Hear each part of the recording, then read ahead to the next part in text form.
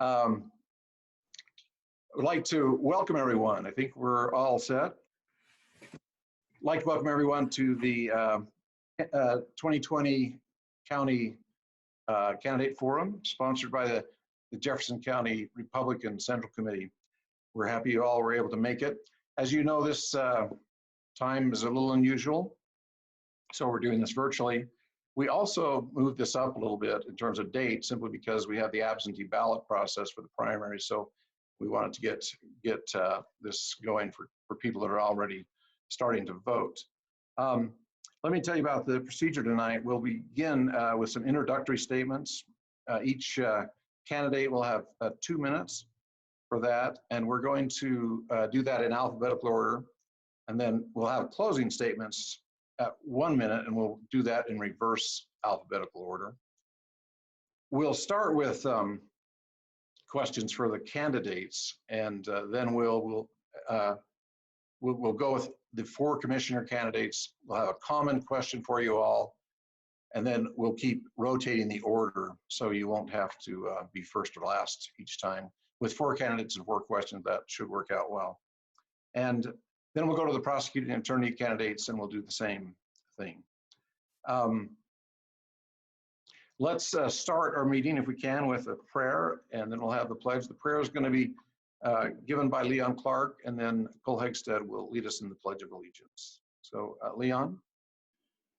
Our kind Father in heaven, we express gratitude unto thee for the opportunity we have to live in a nation that allows us to elect our officials to govern our lives in our county and state and nation. We are grateful for the opportunity to have this forum to allow these candidates to present their views. And I pray that thou would bless each of them, that they might have clear minds and be able to recall the thoughts that they have gathered and be able to present the ideas they have in a pleasing manner unto them. Now we are grateful for all the blessings that we enjoy for this great state of Idaho and for the area in which we live. We pray at this time that thou would bless those that are working to solve the issues with this virus pandemic, that they might find solutions soon, that we may return to our normal lives. Now again, we thank thee for all that we have. We ask thy Spirit to be with us this evening as we enjoy this candidate forum, and do so humbly in the name of Jesus Christ. Amen. Amen. Cole, can we get you on the big screen here?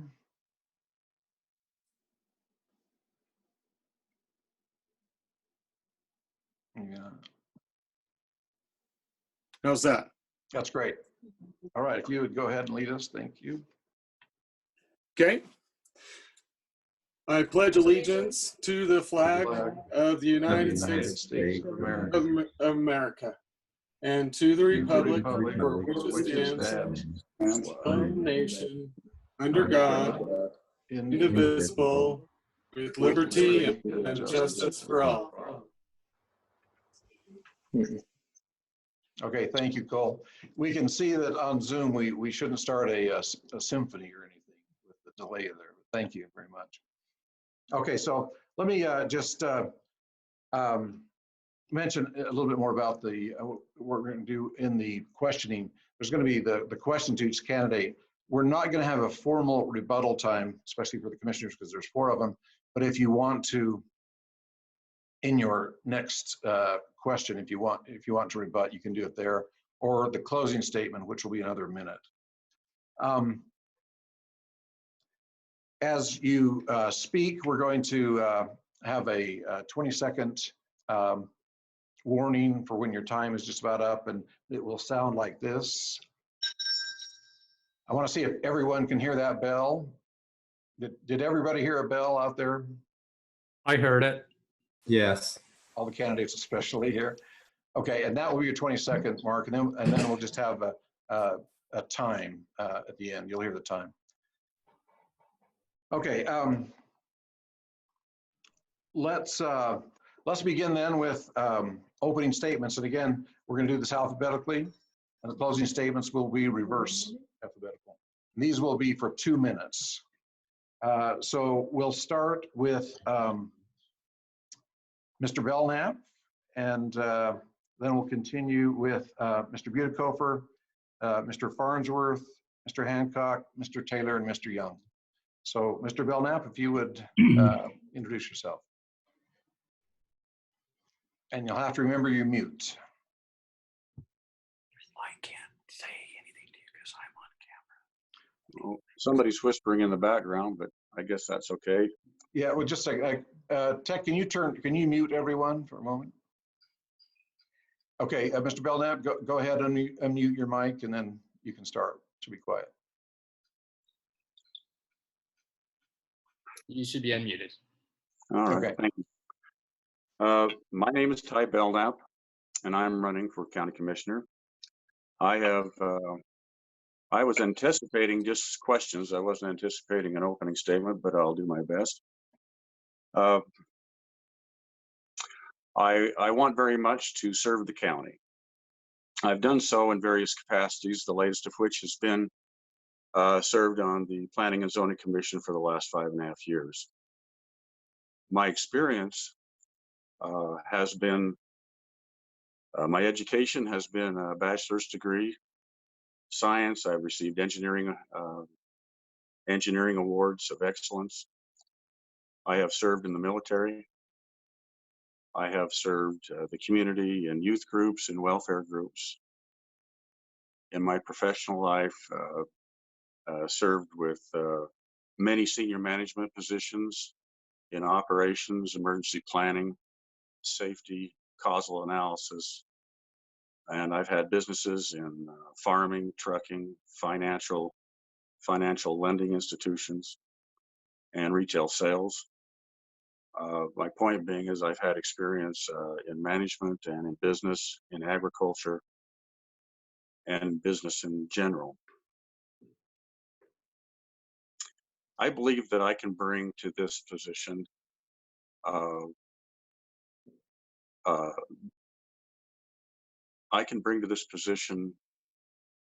accountability to our operations. I can bring new vision to budget control. I have ideas to improve our road systems. I have ideas that I've shared with the county with emergency planning to improve there as well. I believe in fiscal responsibility. I've demonstrated that in my personal life and in my business life. All right. Thank you, Mr. Belknap. Mr. Butekofer. Can you hear me? Yes, good. My name is Paul Butekofer. I'm running for the position of prosecuting attorney. I was born in Rigby. I graduated from Rigby High School. I have a bachelor's in business from Boise State and a Juris Doctorate from the University of Idaho. I'm a veteran from active duty Army and the Idaho Army National Guard, serving in the JAG in both. I've served with or been a member of the Republican Women for a number of years. And I've also served in the Rigby Lions Club locally. I have over 26 years combined experience in civil, criminal, and military law. To break that down a little bit, I have been a full-time prosecutor for about 10 combined years, 3 years full-time in the military, about 5 years part-time as a member of the Idaho Army National Guard, and about 13 years in civil and criminal defense.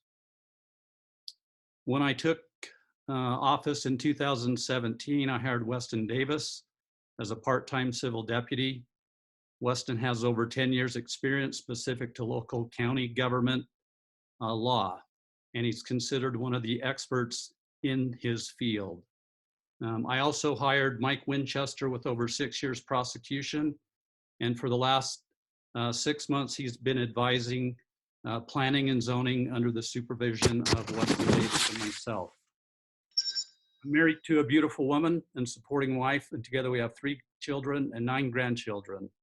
I've made protecting our children from sexual predators my #1 goal since I took office, and will continue to do so as long as I'm prosecuting attorney.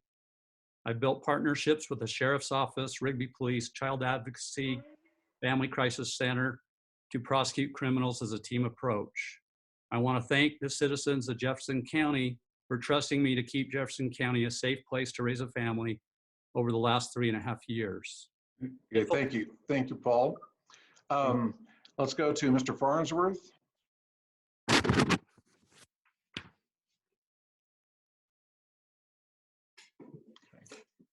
Okay.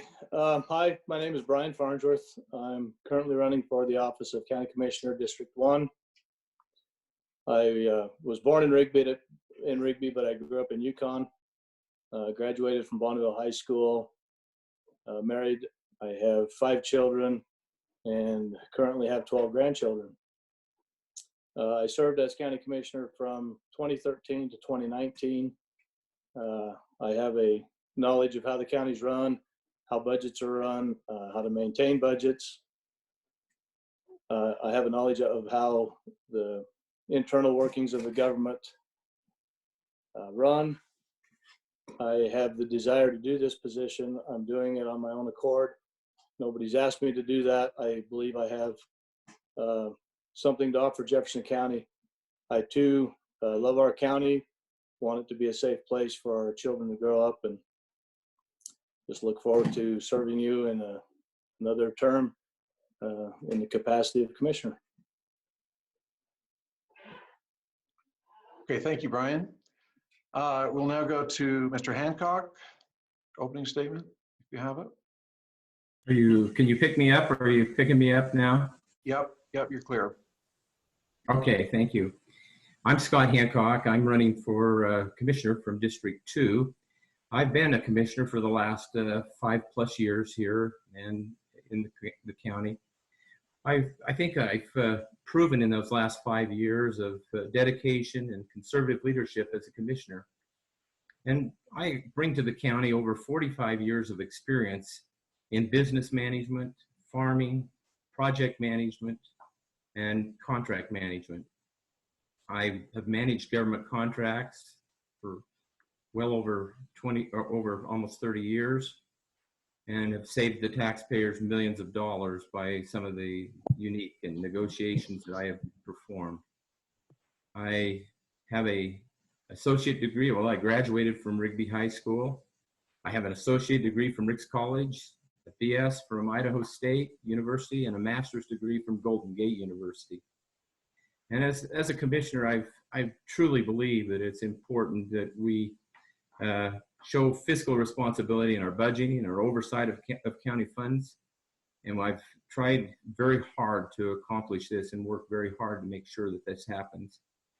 We have had several important things that we've been able to accomplish as commissioners. The annex building, some new systems within the county. We have installed a purchase order system, terms and conditions that we didn't have prior. There's been a lot of other things, as well as a very aggressive road and bridge system upgrades, and working very hard to do that also. And as a commissioner, I will plan on continuing to do those things.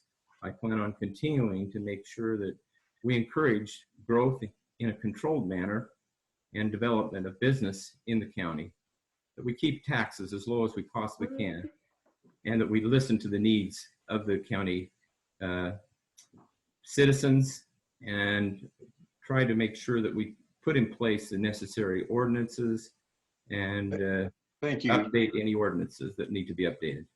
Okay, appreciate that. Thank you. Mr. Thank you. Taylor. Mr. Taylor, your mic's got to be unmuted. Okay.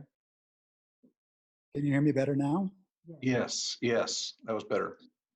I just have a really sharp angle looking up at my face, really close. Sorry about Okay, that. go ahead. I think we can try it. Just, directly. I start over? Yes, please. Okay. So as I was saying, I'm originally from southern Utah, the Moab and St. George area. I'm a Rigby resident and a conservative Republican. I studied law and economics at the Antonin Scalia Law School, then investigated and prosecuted civil cases for the US government in Washington, DC for 11 years. Although our life was good there, my wife Elodie and I decided that we wanted our 4 children to grow up in a rural area. We specifically wanted to make a home somewhere with conservative values, rooted in personal liberty and self-reliance. So we chose to move our family to Jefferson County, where I work at a law firm in Rexburg, Rigby Anderson Rigby Law. There I advise large agricultural clients on how to structure their businesses to be more efficient and compliant with the law. I've also drafted revisions to legislation that has become law, and that's my main background as far as that's concerned. About a year ago, some Jefferson County employees came to my office and asked me to run for prosecuting attorney. Although I initially declined when they insisted, I conducted my own informal investigation, speaking with people involved in county affairs. And if I had learned in those interviews that we had a terrific prosecuting attorney who was serving our county well, then I would not have chosen to run for office because there would be no need to do so. The concerns that were brought to my attention during this campaign didn't originate with me, but came from those interviews. And I've just been the messenger. So I stand by my statements and I trust the people who have confided. I know that they have personal knowledge of what's going on. This election is not about the work of Mr. Butikofer's deputies, but about Mr. Butikofer and his background and his job record. As I've made clear from the beginning, his deputies are qualified people who people generally think about. But there are 3 things that we need to address in our county. And really Mr. Taylor, you'll probably have a chance to communicate those 3 things. Your time's up on the opening statement. So let's finish with Mr. Young. Can you hear me? Yep, good. Okay. Let's say my name's Shane Young and I'm running for commissioner in District 1. And I want to give the Central Committee, give them my thanks for giving us this opportunity. I'm a lifelong resident of Jefferson County. Grew up in Rigby. Well, I've been a lifelong resident except for the 2 years I served in LDS mission in Paris, France, and a couple of years when we moved to Oregon where I worked for a high-tech company, but always wanted to move back. We can move back after a couple of years. But anyway, graduated from Riggs College in associate in engineering. Then I continued later on in my education, electrical engineering at the University of Idaho. I've worked for mostly in the water industry. We was actually the company I worked for. We actually installed the first real-time data system for water and other weather stations, things like that for the Bureau of Reclamation. And I worked on that for a number of years. And I always wanted to start my own company, which I did in 2000. And I started Metcom Incorporated, which has been a growing experience. And being able to run a business, I think for this many years, I think I have a lot to bring as a commissioner. It's been a wonderful 16 months, these past 16 months since being elected as a commissioner, being able to work with Commissioner Hancock and Commissioner Clark. We just have a lot of harmony there, and they've been a very good group to work with. I think we do very well, and we seem to be getting direction there, and we're just doing a lot of things with the leadership we have there, and we are accomplishing things.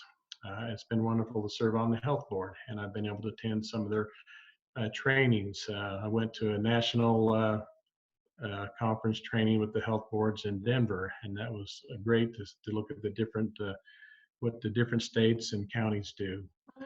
And anyway, I hope to continue on with that. I have lived in Jefferson County all my life and raised my family here and have. And Mr. Young, did you hear the time? Maybe this is not coming through. No, I didn't. Okay, no, I'm sorry. Time is up. Okay, thank we'll you. work on that. From now on, I'll have my wife give me a little pinch and I'll say it because I'm closer to the mic.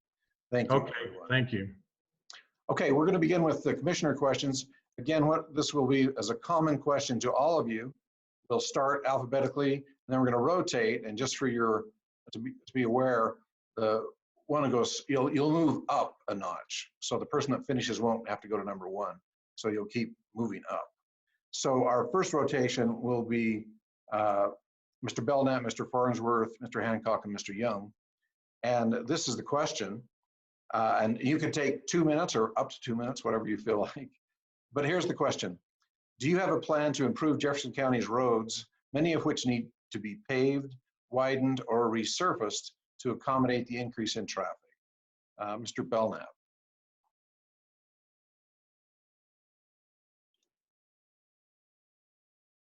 And Mr. Belknap, you'll need to unmute yourself. Tech support, There you go.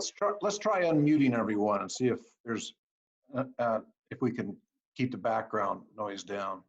It might save some time. Oh, quiet. Weather. Well,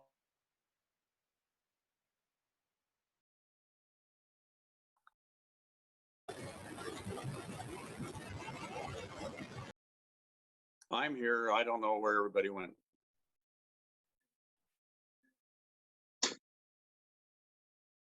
Just a sec. Sorry, we're just getting Mr. Josephson, you're still muted.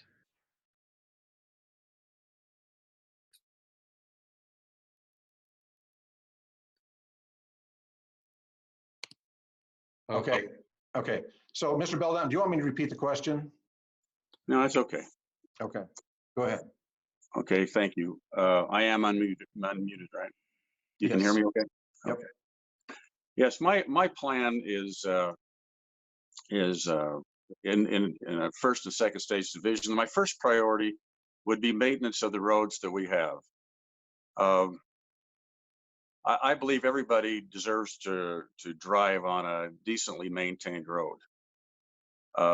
Even if that means we don't have any further new construction roads. Specifically, those who have lived that live in the rural areas on gravel roads, I believe that they deserve to have their roads graded at least once every 3 weeks.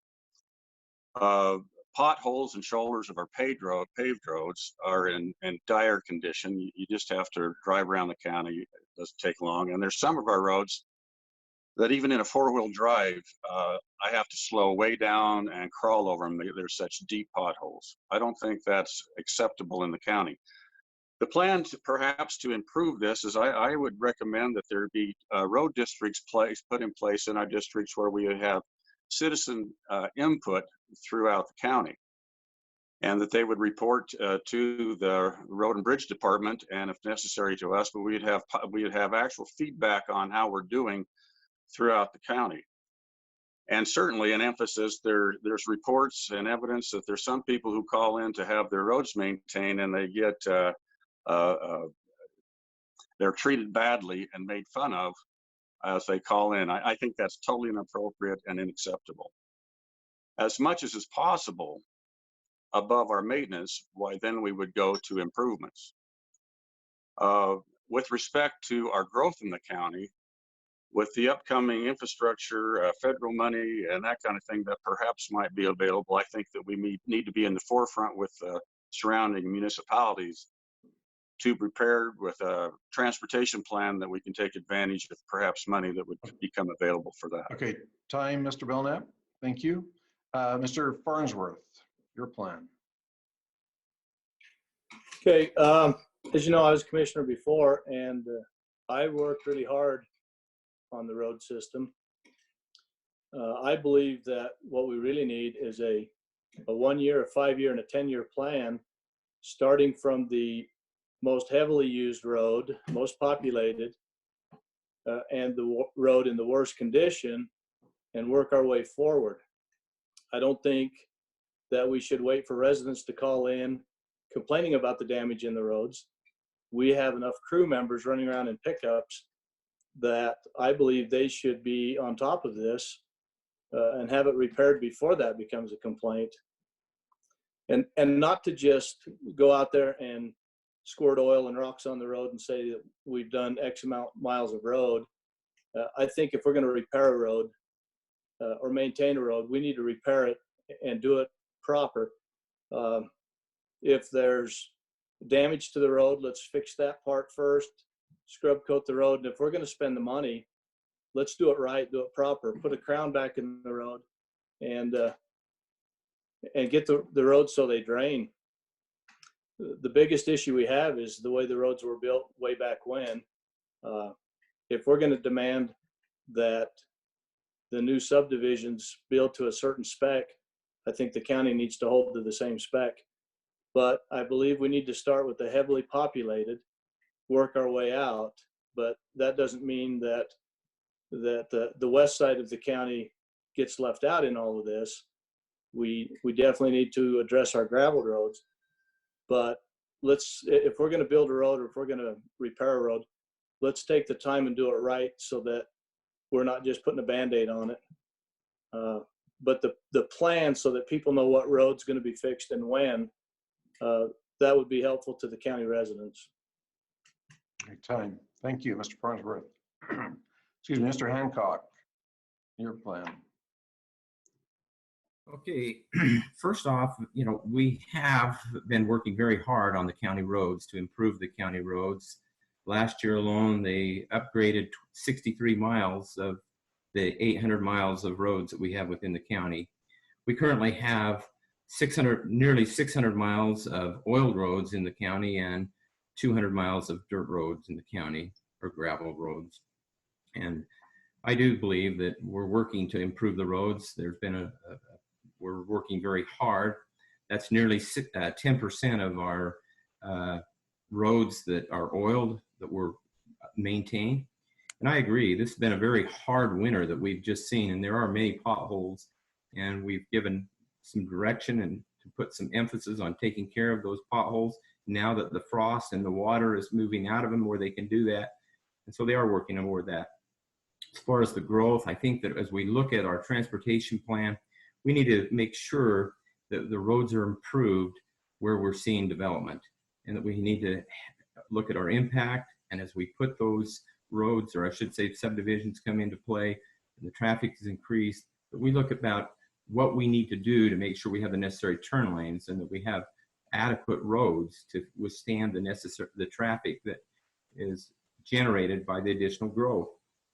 I believe that we need to make sure that our road and bridge department is efficient, that we're getting the biggest bang for our dollar as the road and bridge people work. We have worked with different areas in establishing road districts already within the county, the west side being the one that we have worked with. And we are aware of some of the things that are happening, and I think that if we work with an aggressive improvement program, and I agree with Commissioner Farnsworth that we need to make sure that we have a 5 and 10-year plan, and we need to know where we're going and what we're going to do. One of the things that we do need to realize is that the majority of the funding that we receive. Time. Thank you. Okay, thank you, Mr. Hancock. Mr. Young.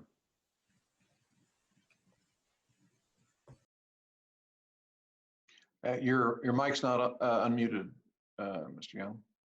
Sorry, I There you didn't go. see that. Good. Yeah, when I first ran, that was one of my issues, that I wanted to do something with the roads.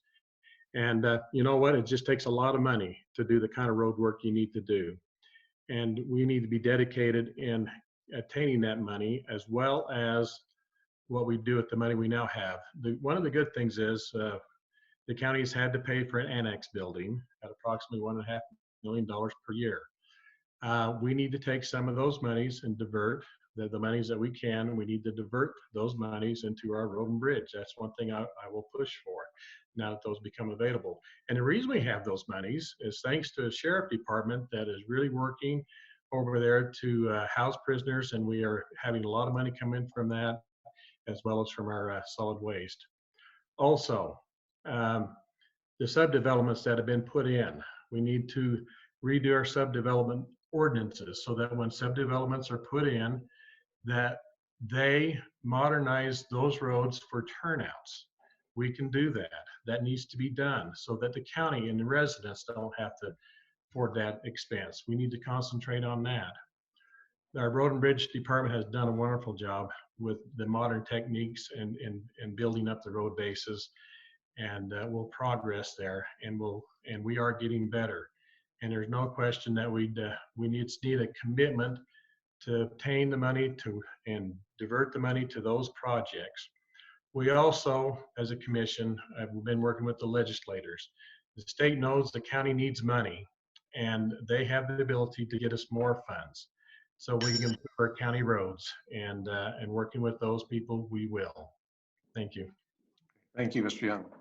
Okay, the second question, we're going to rotate. It will begin with Mr. Farnsworth, Mr. Hancock, Mr. Young, and Mr. Belknap in that order. So this question pertains a little bit to what you've just been mentioning. It says the recent rapid expansion in Jefferson County has been primarily residential. This puts enormous pressure on the school systems and fire and police protection. What is your plan to deal with this growth while maintaining the current level of service in those areas? Mr. Farnsworth? It's a good question. The growth is going to be rough on the county. So with that growth, we've got to be ahead of it. The road systems, that's really going to be tough. We're going to have to really pinch the money to repair the road systems. We can't stop the schools. I know that's going to be a sore subject. If you look on your property tax, there's 4 or 5 bond lines on there. I know we don't like paying for schools, especially now that we're out, but somebody paid for my schooling, so I guess you pay it forward. It's time for me to pay for somebody else's schooling.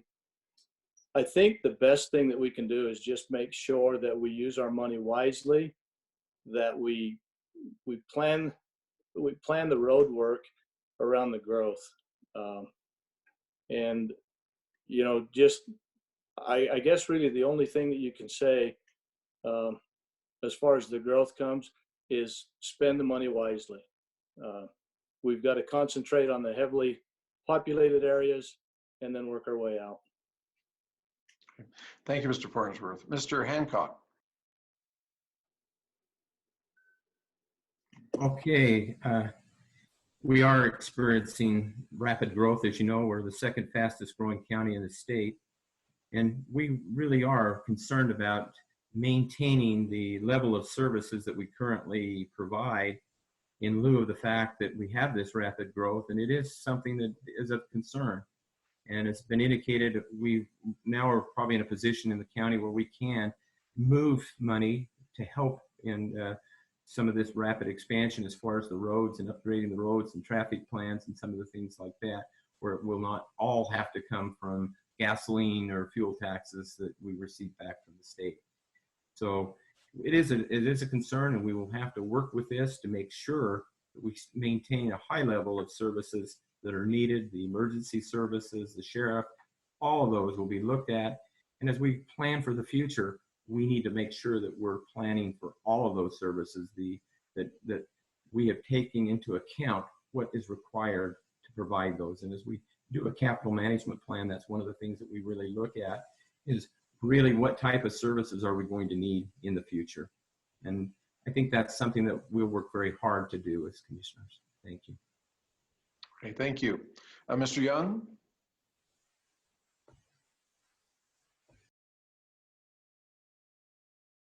You need to unmute your mic again, Mr. Young. Thank you.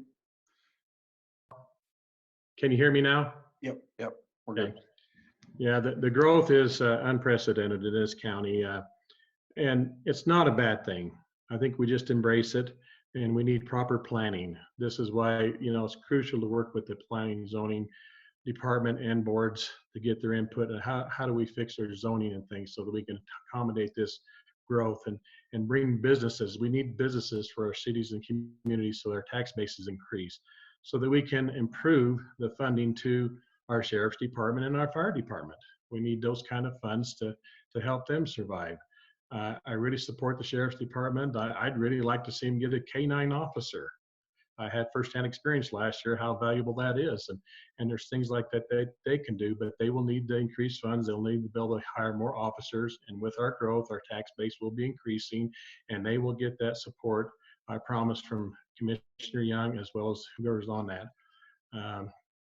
And so I think as we continue to grow, that we'll just look for better ways to organize our community so that businesses survive and we have a better tax base to grow with that. Thank you. Thank you. And Mr. Belknap, up to 2 minutes. Thank you. As I think about the subject, I believe that we need to have better coordination with the schools with the school board themselves, with the school superintendent, and with what the plan is. As an example, the county sometimes is the last to be informed of land purchases, long-range planning for placement of schools, and so it becomes difficult for this planning process that we're talking about if you're not if you haven't been given that information so that you can develop a plan to support that growth in traffic and other support services. I believe that the commissioners should have an active point contact, a superintendent, whomever, and we have a monthly report, a quarterly report, some kind of report back system, so that again, we're not made aware of what the needs are of a particular school placement at the time it just all of a sudden the building starts appearing, because that's too late.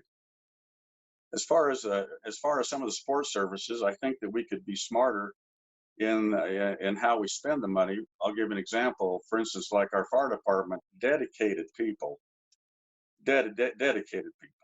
great people. However, you know, to build buildings and fire stations, you don't necessarily have to put the kind of money that we put in to the fire stations, even though they're nice and beautiful. That we have, we could save money. I think we could be more frugal in all aspects of our budgeting process. Thank you. Okay, thank you, Mr. Belknap. All right, our third question for the commissioners also deals with growth, it looks like. Most of the growth in Jefferson County has been in the Rigby area and East County. What are your plans to ensure the needs for those residents on the west side of the county? And we'll start this time with Mr. Hancock. Well, I think as a commissioner, first off, we represent everyone in the county, and we want to make sure that the people on the west side are also receiving the necessary services that they need to be able to function properly, whether it's roads or emergency services or our sheriff's office. We need to make sure that they are well taken care of. And as we do our planning, we look at all areas, not just the east side. We're looking at the west, we're looking at north, south, all parts of the county to make sure that we are servicing the needs of those. And we have to prioritize, of course, where we need where the greatest need may be. And we will have to make sure that we do that necessary prioritization of our roads, and also all of our services to make sure that we're meeting the needs of all of our residents, not just one particular area of the county, even though that may be our highest growth area. And I think we can do this, and we need to do this as part of our planning process and as we look at what's happening within the county. Thank you. Okay, thank you, Mr. Hancock. Mr. Young, west side of the county? Yeah, I know that the people out in West Jefferson sometimes feel forgotten about, but I can tell them I haven't forgot about them. I have a feeling of tranquility when I go out there. I thought, oh, this would be such a nice place to live. And, and I think we need to recognize that our current regional landfill is in that part of the county. We need to recognize the contribution they give. They have those trucks going through their communities every day, and we need to support them. And I think their largest need in West Jefferson are the roads.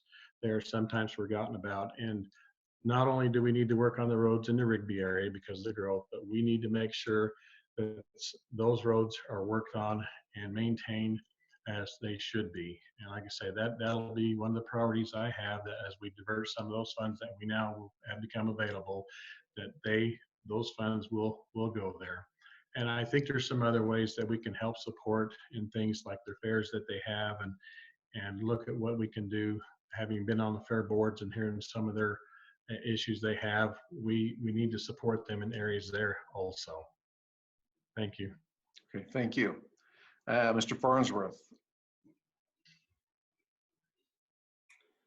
So I agree. I think we need to look at every aspect in our county, including the west side. we went out there for a meeting right after I was elected the first go around, and I offered my phone number and said, if you have any questions at all, please feel free to call. Anybody that did call me with a road issue, I addressed it immediately to see what they needed done. I think one thing that would greatly help the west side would be building and repairing the farm to market roads. For example, the Egan Hamer Road has been kind of a sore subject ever since I can remember. I think that road needs to be widened, and if at all possible, we look for a grant to pave that road. That's a farm to market. There's a lot of trucks on that. And as you know, a truck can't ride on some of these small, thin roads that we have. They need to be wide enough they can pass each other. So I think we look at the farm to market roads, find a way to improve them so that we're not constantly going back and trying to blade them smooth. And we, when I was on the board before, we did visit with a gentleman about a grant. We acquired a $3 million grant to build a road, a farm to market road, as you would put it, for a very large dairy. They have 7 to 9 semi-loads of milk leaving that place a day. So if it's still on plan, that road's going to be paved so that they have a decent farm to market road. But I think that's what we concentrate on, is the main thoroughfares. We keep that pavement up to date, we keep it smooth, and we gravel the other dirt roads as we can. But you're right, they have the right to have the roads repaired and in the kind of conditions that will allow travel. Okay, thank you very much. And finally, Mr. Oh, no, that's it. I'm sorry. Finally, the last question. That's what we're going to go to here. Last question for the commissioners. Wait a minute. Are you going to let me respond? I'm sorry. Go ahead. Yes. That's all right. Cut me off. That's okay. Got to keep track here. Sorry. That's okay. Well, as I look at this subject, why on the west side, I consider Roberts, Territon, Montague, and Hamer as all that same group. And frequently, having lived out there for 27 years myself, it's often felt that you're forgotten and that you're not important as on the Rigby side. And part of that is because more attention to roads and that kind of thing are frequently given to the east side of the county than on the west and north sides. And so, and perhaps appropriately so. Nonetheless, there needs to be more communication between the commissioner group, Road and Bridge, and the people that live in those areas. So like these road plans that we're talking about, so that the people know that they have a voice and that they at the very least know that their situation is recognized and that there's work and thought and effort in trying to arrive at a solution to meet the needs of those people. I think the voice is very important, that if a person knows that that they can come and actually be listened to, just not listened to as well, here's your 5-minute time, now go and live your life somewhere. No, but truly listened to and effort taken to resolve the issues that the people have there. We depend on our whole county, not just particular parts, and we need to pay attention to all the residents of the county and their particular needs, and they need to have a voice with the commissioners. Great, thank you, Mr. Villeneuve. Appreciate that. Okay, last question for the commissioners, and this will be Young, Belknap, Farnsworth, Hancock, if we can make sure you all get in here. The last question is, how can Jefferson County be more attractive to business interests? Mr. Young, up to 2 minutes. There are a lot of businesses looking at this area, but one of the best things that we can do to make it more attractive is we must need to work with everyone here in the county on the county level. As I'll reiterate again, that working with our planning and zoning department, our planning and zoning board is crucial as we go over our and modernizing our ordinance codes so that we can also look to improve our zoning. We need to look at where our zoning can be improved so that businesses can find a place to build. It's very difficult to even find a place to eat breakfast in Rigby. And we need to make those improvements to attract businesses. And we do that by looking at our zoning and our access points off of our main roads, Highway 20, for example, and what we can do to work with the state to see if we can work hand in hand to improve our access into this county. Also, there are some things that we can do that, as commissioners, that we can attract businesses through different tax leverage that we have, and we can certainly look at that and to attract them and that they want to build here. I also think that we can work together as a community to attract businesses, to reach out to some that we know are looking at us, and then communicate with them and see if we can get them to move to Jefferson County and why it's good, to do a one-on-one interview with them and explain how we're growing. Okay, thank you. Okay, thank you, Mr. Young. Mr. Belknap, same question. Thank you. Business development and interest is important to the county. I think perhaps the most important part of bringing businesses to have businesses look at the county, they would look at our tax base, and they would look at real estate availability, strategic location of their businesses to the population, to the traffic patterns, and probably as important, or most importantly, our infrastructure. You can't very well ask large company corporations to come into an area where there is no available infrastructure, water, sewer, roads, and that kind of thing. They just won't. I mean, there's such a upfront cost involved why they would be reluctant to do that. So one of the things that the county can do to pursue that better is to, it was mentioned, the restaurants and that around Rigby, but see, you know, that's the city, and then we have the county. So the interface between city and county is what's called an area of impact.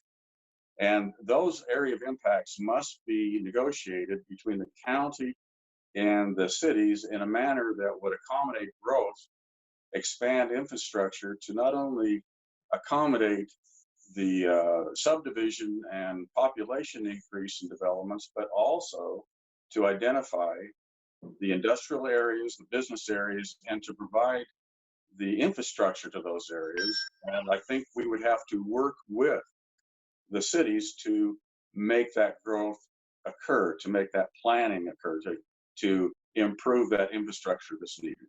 Thank you. Okay, thank you, Mr. Billett. Mr. Farnsworth. So in order to attract businesses, we're going to have the infrastructure that they need. And that means the road system, internet service, cell phone service, water, sewer, garbage. All of that stuff plays a huge part in these big businesses. For example, when you first come into Rigby from the south, that overpass that needs to be tore out and redone so that you have access off and on both directions instead of just one direction. So a big company like Costco, for example, they're going to have a water system. They're going to have a sewer system. They're going to have the road system to get the trucks in. You need the easy access off and on Highway 20. We have good access from I-15 this way. Those roads would have to be developed from I-15 towards the county. Roads play a big deal in bringing businesses in. I know the county doesn't have a sewer system or a water system. That's where we'd have to work hand in hand with the city to find a way to help them upgrade their sewer system so that it has the capacity for growth. The water system so that they've got the capacity to provide water. But that's what a big company is going to have to operate on. Access, easy access, good roads, sewer system, water system, good internet, good cell phone service. And that's all stuff that's doable. We can provide that. We can help provide that. And we can also look at the tax base for these big businesses. I know in visiting with the state, they said that you can offer them a tax break to help get them set up and get started, but that's what we need to bring in. Thank you. Okay, thank you very much, Mr. Farnsworth. And Mr. Hancock. I have to agree with the majority of everything that's been said, because to attract businesses into our area, we need to make sure that we have the necessary infrastructure. We need to make sure that we have good school systems, which I think we do. I think we need to make sure that we have the proper tax bases that would incentivize those businesses to come. We have just recently, within the last year, we have passed and put into effect an ordinance where any business that's $500,000 or more that are bringing new jobs into this county, they can apply for a tax break for a 3 to 5 year tax break on their taxes. So we're putting things in place to attract businesses already. But I have to agree that we need to have the necessary services. Our infrastructure has to be put in place so that we can bring businesses in, and that we need to be proactive in encouraging businesses to come, that we do have a lot to offer.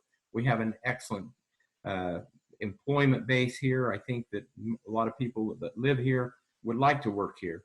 And I think for that purpose that we need to show that we have the manpower, we have educated people, and that we can work together with our cities in providing the necessary infrastructure of sewer and water, because those are very critical to businesses coming in.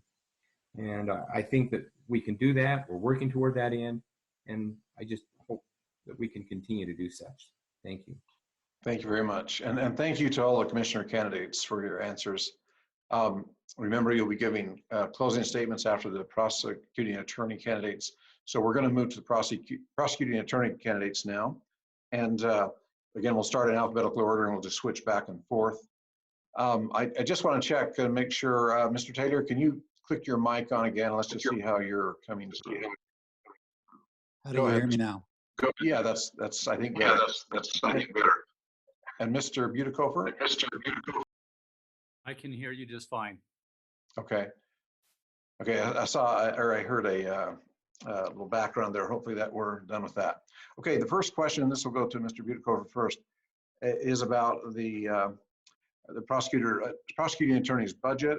Says the question says the budget has increased substantially in the last few years due to growth and an increase in caseload. What are your plans to streamline and structure the office to make it as efficient as possible? So you're correct. The county has grown, and there has been more demands, more cases, specifically in the child abuse area, which are the most time-consuming and require the most amount of resources to prove, because they're often done on the perpetrator's terms, in secret, and without cameras or video to help in that. We've also added an additional compliance officer to help enforce our planning and zoning ordinances within the county. Before 2019, the commissioners hired an additional private attorney to help with some of those demands in the planning and zoning department. We got sued last year in the planning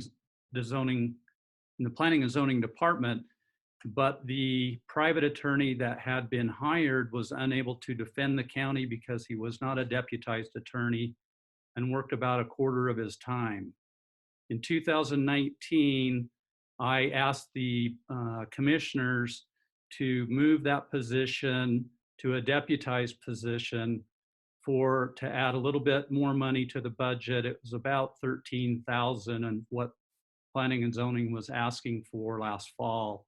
And in it, what we did is we went from a undeputized quarter-time private attorney to a deputized full-time prosecuting attorney.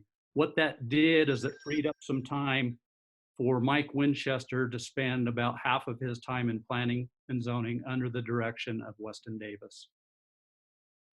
Okay, thank you, Mr. Butikofer. Mr. Taylor. I appreciate that question a great deal. Can you hear me okay? Yes. Great. So there is a need to streamline and make the prosecuting attorney's office more efficient. Um, the incumbent has recently hired his third attorney with criminal background.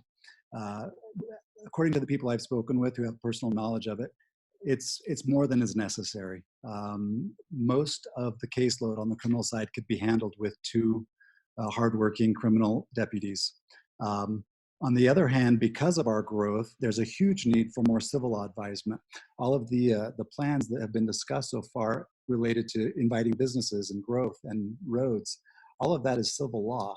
And we only have one part-time civil attorney who advises the commissioners and the county department heads on those issues. And because he's part-time, also with Bonneville County, that means he cannot give his undivided time and attention to Jefferson County. Jefferson County needs and deserves at least one full-time civil law advisor, and that is the role that I would take. Now, I have nothing against the current part-time deputy, but once I was in there full-time advising in civil law, that part-time position would no longer be necessary. We'd double the amount of civil representation in the county, and we could eliminate that part-time position, returning his salary, $67,000 budgeted this year, back into the office budget. Okay, thank you, Mr. Taylor. Appreciate that.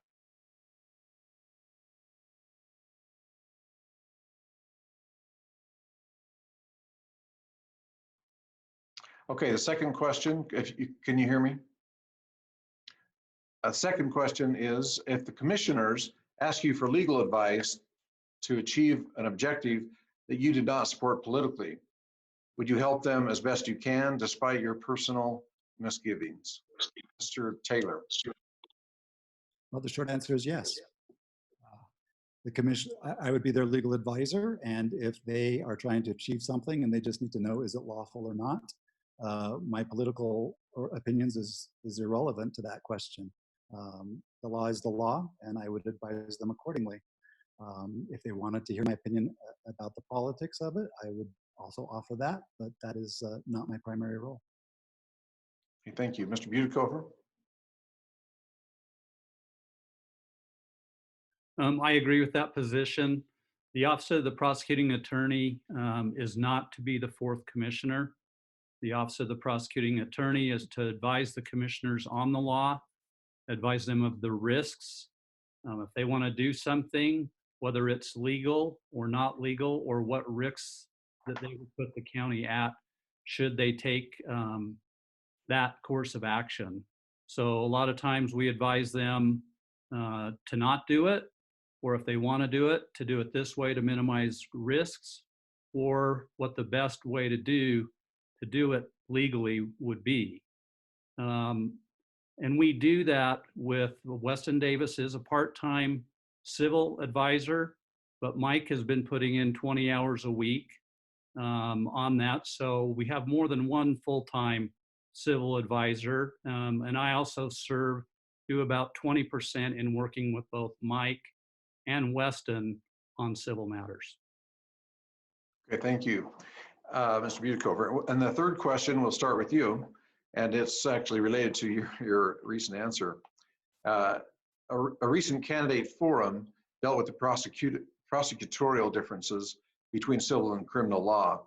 Explain why you feel that you have the qualifications and experience to deal with both types of cases. Because I've got 10 years specifically full-time in prosecution and approximately 13 years in doing criminal defense. If I'm playing a game or I'm in a fight, which what litigation is when you're the prosecuting attorney, it's always good to know your defense's game plan book is. Same thing with the offense. So I believe having experience trying cases on both sides gives me better insight into what to anticipate that the defenses will be when we file a criminal case, or the same thing in a civil. I've done a civil trial, jury trial to verdict, and civil and criminal, everybody has a plan until you get punched in the face. That's a quote from Mike Tyson. And you've got to be on your game, and you need experience in offense and defense. Okay, thank you. Mr. Taylor? Thank you. So with regard to the civil side, I investigated and prosecuted large civil lawsuits for the federal government for more than 11 years. So I have plenty of expertise in the civil litigation side. But litigation, as I've mentioned before, is, especially trials, is probably the least efficient and most costly way of solving problems. A good attorney means being a good problem solver. And only 2 to 3% of cases ever go to trial. And so the issue on this, I've got my experience that covers that. On the criminal side, I managed small teams of small attorneys while I was at the FTC, and I also participated in the process of screening new attorney applicants for the FTC. These experiences equipped me to manage the office's caseload and the deputies and the staff. I personally am a strong believer in specialization. If I'm going to have my heart operated on, I do not want a generalist working on me. I believe that our fundamental rights of liberty are too important to be dabbled with by people who are trying to be generalists in both civil and criminal. And so I focus on civil law. That is my expertise. And I'm confident that I would be able to find the right people to manage the criminal division of the office, which might even be the ones that are currently there. I have no animosity towards the current chief deputy criminal prosecutor. So I'm not concerned about being able to find competent people who are specialists and experts in their field, as I continue to be a specialist and expert in my own. Okay, thank you, Mr. Taylor. All right, last question for the prosecuting attorney candidates. A collegial working relationship between the prosecuting attorney and the county sheriff's office is very important in maintaining and enforcing the law in our county. Do you presently have such a relationship, or if you're elected, how would you develop that relationship if you are elected? Mr. Taylor. Thank you. So I have begun building that relationship in my interviews with various people. Obviously, in order to get them to speak candidly and confidentially and to confide in me, I had to agree that I would never disclose their identity. And so, but I have already begun talking with various persons in the sheriff's office, and I'm confident that there are not going to be any relationship problems there.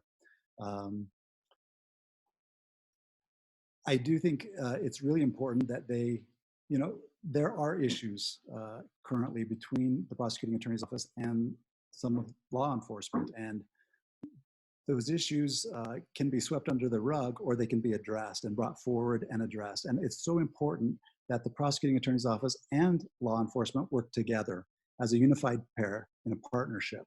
And so the current finger pointing that we've seen going on in the campaign so far is counterproductive. Regardless of whose fault it is that cases haven't been brought, the bottom line is we have to have mutual respect and trust. And it's a question of leadership style. It's a question of how people are reacting to how their cases are being handled and how that's being presented to them. And so I have no concerns about my ability to build those relationships. They are already under construction. And I'm excited to work with the Sheriff's Department moving forward. Okay, thank you, Mr. Taylor. Thank you, Mr. Taylor. Mr. Beautiful, for your response.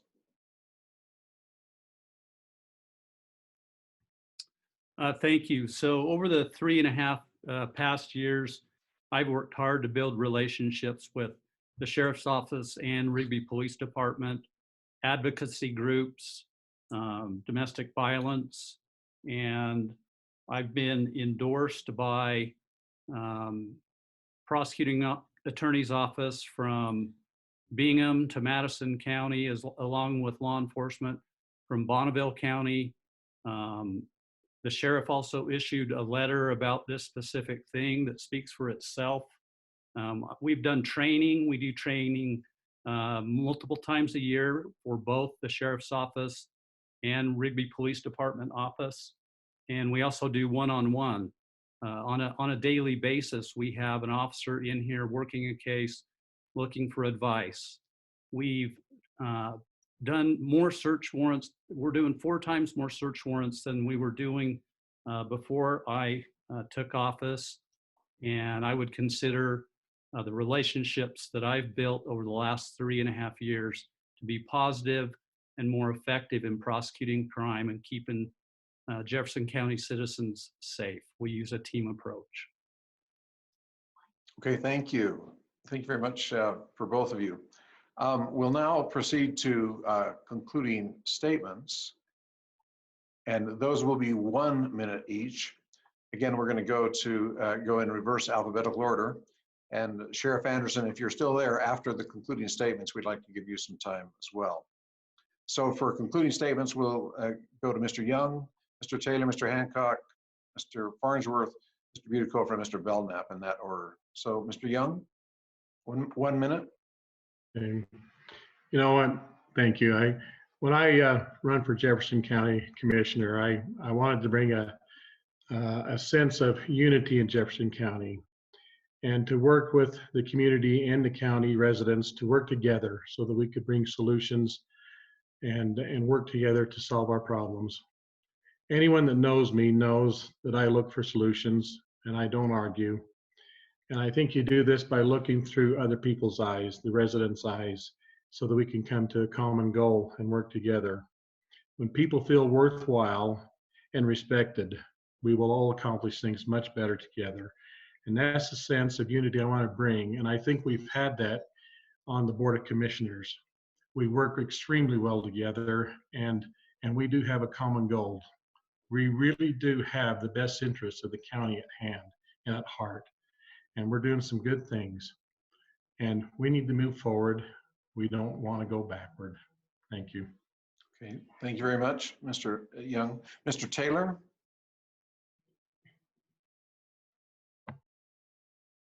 Can you hear me okay? We can hear you. Your video's not on. Yeah, it shows that it's on. Can you see it now? We're good. Okay, so as I've listened to to citizens who are concerned about our county's future, they basically have raised 3 concerns across all of my interviews. And those were, and I started mentioning them earlier.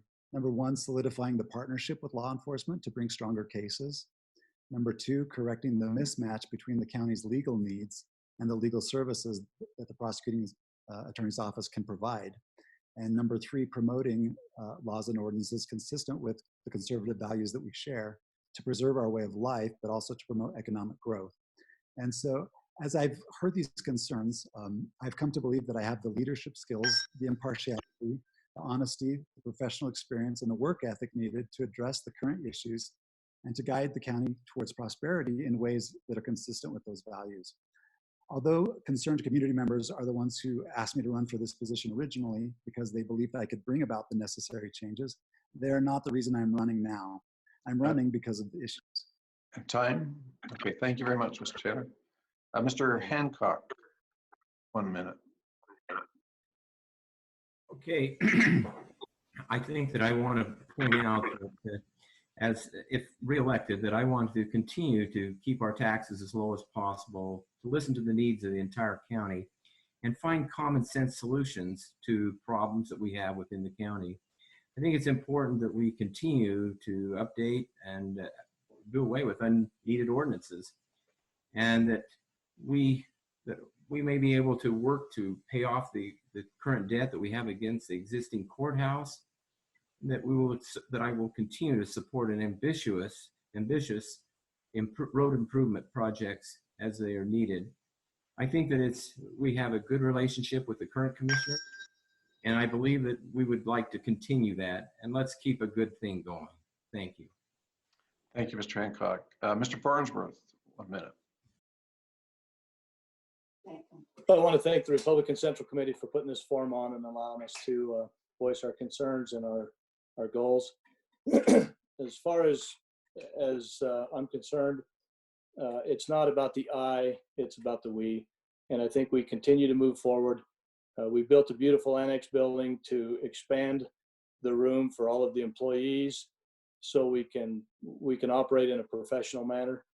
now we can move. We were always on the roads, but now we can really move forward, pushing the infrastructure and roads, overpasses. Let's attract new businesses, but let's do it in a civil manner, in an organized manner. And I just thank you for your time. And if elected as commissioner, I will listen to the people as I did before. I will continue pushing transparency and using our money very wisely. Thank you. Thank you, Mr. Farnsworth. Mr. Butekofer, closing statement, 1 minute.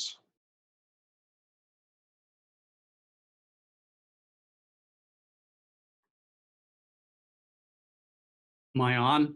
You're on, yep. Experience and truth matter. I'm the most qualified candidate the prosecutor's office has progressed under my leadership.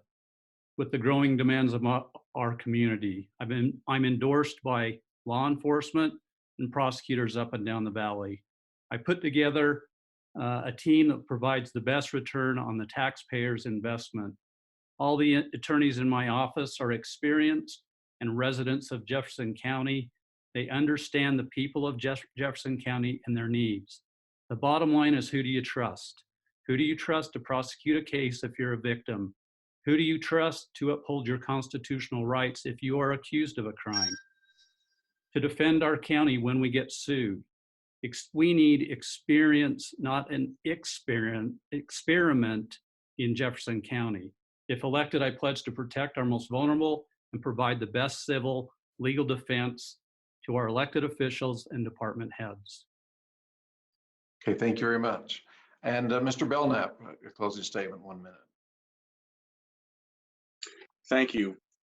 I'd like you to know that I'm a problem solver and I'm very objective and goal-oriented. And secondly, that I have the respect and the confidence of the county personnel that I work with. To summarize the things that I think are most important for us to accomplish in the county is: 1, plan for smart growth of our exploding county population, doing that through renewed area of impact agreements, infrastructure like we've talked about, and also protection of the property rights that those who live here now, so their rights are not infringed upon. Improvement of our fiscal responsibility through a balanced budget and line item budget accountability, and more efficient road and bridge maintenance and operations. Focus on maintenance of our existing roads. Don't forget that, and make sure that the people in the county have a voice and feedback, so that if we're not doing our job, we know what's the problem out there. Thank you. Okay, thank you very much. And thank you to all of you with your closing statements. Sheriff Anderson, are you still there? I am. Can you hear me? Oh, we'd like to give Sheriff Anderson 5 minutes, and since he's unopposed, I can give him a little applause. He's a great sheriff. Go ahead, Sheriff. Thanks, Theron. First off, I'd like to thank the Central Committee for this opportunity to speak. I appreciate the fact that I am unopposed and still have a voice here. But I wanted to give you an update what's going on at the Sheriff's Office. As of 4 o'clock today, we were at 2,314 calls for service. At this time last year, it's about running average. With the virus going on, our call volume has been a little bit down, but we've also seen a spike in domestic violence. So that's where our focus is. Last year, we had a 67% clearance rate, which is outstanding for the state of Idaho. My budget is healthy. As of April 20th, I was currently operating at 5% under budget. We've managed to keep the virus out of our jail so far, which has been very stressful. As you can imagine, the problem that would cause us. The jail revenue, with that said, is still thriving. I continue to foster those relationships with our contract partners. And right now we're averaging about $7,000 a day with our extra jail bed space. Since I've been sheriff, that equates to about $6 million brought back into the county budget. That's not our taxpayers' money. That is with the state, but other counties, IDOC, marshals, and immigration. $6 million, I believe, is well over my budget at this point, but that's what we brought in so far. This coming up budget year, I'm looking at hopefully adding some canine officers, implementing a drone program, and replacing some vehicles that need replaced. With that said, the main priority would be ensuring the step and grade is funded for all of our county employees. Our deputies right now are better equipped and trained than they've ever been. I still believe that we should train and equip them so well that they can leave us, but we should also treat them so well they won't. With that said, I do appreciate, I didn't take quite 5 minutes there, but I appreciate the opportunity, and good luck to you all. Thank you, Sheriff Anderson, and probably not taking 5 minutes is just fine with everybody. We appreciate everybody's attendance. Thanks especially to the candidates. This is a courageous thing to do. I know all these gentlemen in their hearts really want to help the people of Jefferson County, so we really appreciate you doing this. And we thank the Central Committee and the questions, and our people have helped us tonight. Cole, with your pledge, that was great. Thank you, Leon, for the prayer. Just want to remind all the voters that this is an absentee ballot election. You need to get your ballot as soon as you can. The last day you could actually request a ballot was the original voting date, which was May 19th for the primary. So you need to get that ballot as soon as you can, and the voting ends 2 weeks later. So remember that, and I hope this has been helpful to you in listening to these points of views, evaluating who you think would be the best to serve you in the particular capacity they have ran for. So this will close our candidate forum. Thanks again to the candidates, and we hope you all have a great and safe time in the coming days. Thank you. Thank you. Thank you. Thank you. Thanks, you guys. Appreciate it. Thank you. Thank you Good very night. much for hosting this. Good night.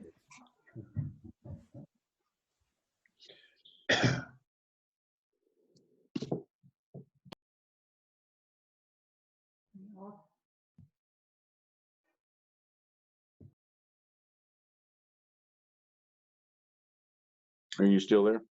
We're still there. Yep. Hey, thanks, you guys. Appreciate it very much, your time. Thank you. Okay, bye.